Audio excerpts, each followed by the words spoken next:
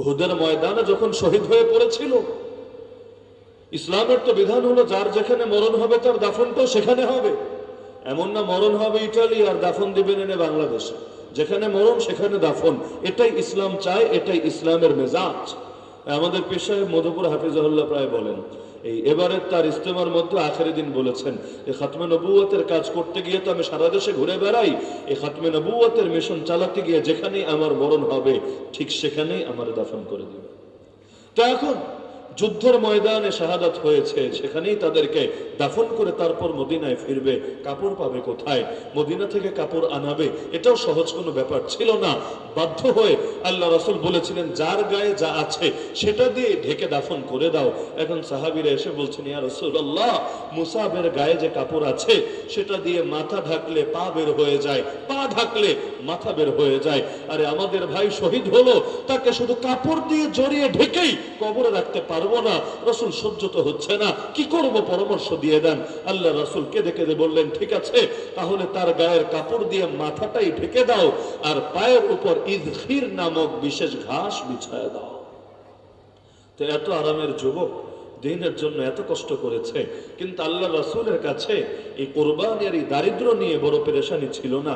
রাসূল নিজেই বলেন, মাল ফাকরা আখশা আলাইকুম ওয়ালাকিন আখশা আন তুবসাতা আলাইকুমুদ দুনিয়া ফাতানাফাসুহা কামা তানাফাসুহা ফাতুহলিকাকুম কামা আহলাকাতহুম।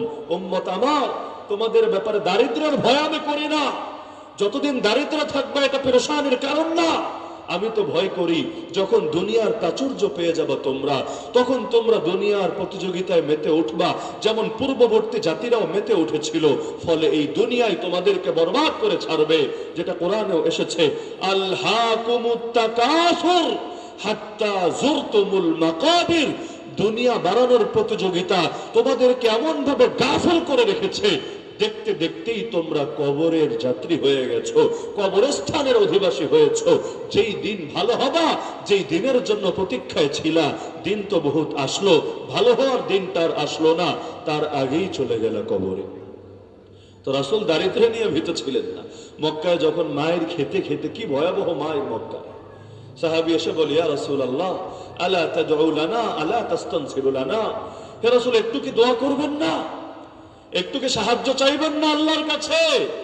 আর তো সহ্য হয় না। রাসূল বললেন, আরে তোমাদের পূর্বে এমন নবীও বিগত হয়েছে যার মাথার উপর করাত রেখে পুরো শরীরটাকে কেটে দুই টুকরো করে দেওয়া হয়েছে। এমন মুমিনও বিগত হয়েছে লোহার চিরুনি দিয়ে যার গায়ের গোশত আর চামড়াগুলোকে হাড় থেকে আলাদা করে ফেলা হয়েছে। এত সত্ত্বেও দিন থেকে এক চুল দূরে সরে নাই। ওয়ালাকিন্নাকুম তাস্তাজিলুন, কিন্তু তোমরা বড় তাড়াহুড়ার পরিচয় দিচ্ছ।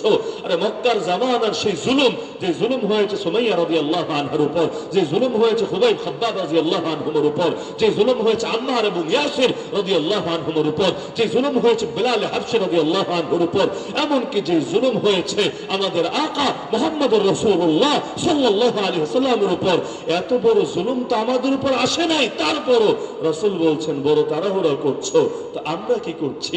আমরা তো 2 রাকাত নামাজ পড়ে আসমানের দিকে তাকায় থাকি, কি রে 2 রাকাত নামাজ পড়ে ফেললাম, এখনো দেখি আসমান থেকে বিশেষ কিছু নাজিল হয় না, দিনের জন্য কি বা করেছি, কিন্তু খালি অস্থির হয়ে যাই, এখনো কেন দিনের বিজয় আসে না? অথচ যখন পরিস্থিতি এতটা গুরুতর হয়, আল্লাহ বলেন, রাসূলও বলতে বাধ্য হয়, সাহাবীরাও বলতে বাধ্য হয়, মাতা নাসরুল্লাহ, আল্লাহ তোমার সাহায্য কখন আসবে? আর তো টিকেই থাকতে পারছে না দুনিয়ার বুকে। বদরে যেমন রাসূল সিজদায় লুটিয়ে পড়ে বলেছিলেন, আল্লাহ আজকে যদি এই ক্ষুদ্র মুজাহিদ বাহিনীকে শহীদ করে দেন, এই পৃথিবীর বুকে আর কোনোদিনও আপনার ইবাদত হবে না। আল্লাহুম্মা ইন তুহলিক হাযিহিল ইসাবাতা মিন আহলিল ইসলাম লাম তুবাদ ফিল আরদ। তো অবস্থা যখন এতটাই গুরুতর হয়, তখন আল্লাহর পক্ষ থেকে বার্তা আসে, আলা ইন্না নাসরাল্লাহি কারীব, শুনে নে বান্দা, আল্লাহর সাহায্য আসার সময় ঘনিয়ে এসেছে। তো বলছিলাম ইলম, তো ফরজে কিফায়া ইলম এটা একটা স্তর, এটার মেহনত আছে আলহামদুলিল্লাহ। কম থাক বেশি থাক, সবাই বিশেষজ্ঞ হোক বা না হোক, কারণ দাতা তো আল্লাহ। আমরাই চাইলে কাউকে কিছু দিতে পারি না। অনেক সময় এমন হয় বাপ মাও টাকা পয়সা খরচ করতে কম করে না, ছেলেও রাত জেগেও মেহনত করতে কম করে না, কিন্তু বছরের পর বছর চলে যায়, এলেম আর ভেতরে ঢোকে না। 6 বছর 7 বছর হয়ে গেছে, হাফেজে কোরআন হওয়া দূরের কথা 10 পারেই পড়তে পারে না। হয় কি না এমন? হয় কি না এমন? কারণ আল্লাহর পক্ষ থেকে ফয়সালা না হলে জমিনে কারোই কোনো কিছু করার থাকে না। ওয়াহাব কে? দাতা কে? এজন্য বেদাতীরা আপনাদেরকে বলে ওয়াহাবি। কি জানেন না এই কারিশমা, এই হিকমত জানেন না? ওয়াহাব হলো আল্লাহর নাম। হক যেমন আল্লাহর একটা নাম, হক। তো হক্কানের দুইটা অর্থ, এক হলো হকপন্থী আর এক হলো আল্লাহওয়ালা। রব, আমার আল্লাহই রব। তো রব্বানের দুই অর্থ, এর মধ্যে একটা হলো রবওয়ালা, আল্লাহওয়ালা। একইভাবে ওয়াহাব হলেন আল্লাহ, ওয়াহাবি মানে আল্লাহওয়ালা। হক আল্লাহ, হক্কানি আল্লাহওয়ালা। রব আল্লাহ, রব্বানি আল্লাহওয়ালা। ওয়াহাব আল্লাহ, ওয়াহাবি আল্লাহওয়ালা। বলবেন আল্লাহওয়ালা কি আবার গালি হয়? আমি বলবো অবশ্যই হয়। শয়তানওয়ালার কাছে তো আল্লাহওয়ালা গালি হয়।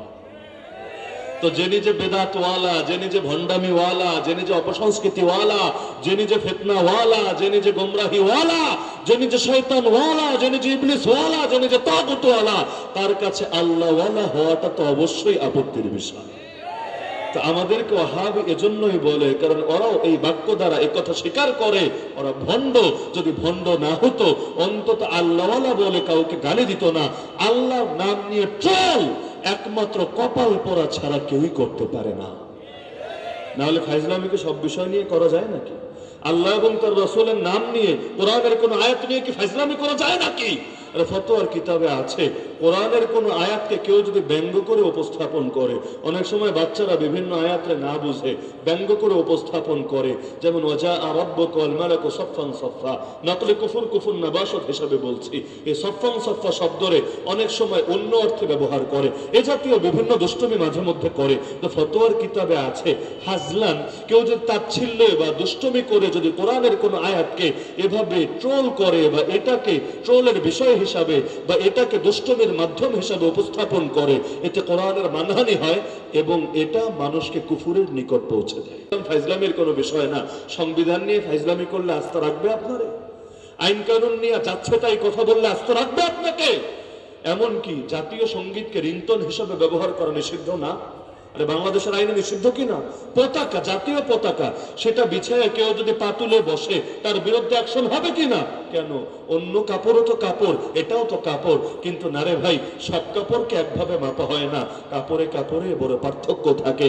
গালি সাধারণ মানুষকে দিলেও গুনাহ হয়, গালি আলেমকে দিলেও গুনাহ হয়, গালি সাহাবীকে দিলেও গুনাহ হয়, গালি নবীকে দিলেও গুনাহ হয়। কিন্তু সব গুনাহ এক স্তরের না। নবীকে গালি দিলে আরে অনেকের মতে তার তওবাই কবুল করার সুযোগ দুনিয়ার থাকে না। তো এখন দুনিয়ার সবকিছুরে এক পাল্লায় তো মাপা যায় না।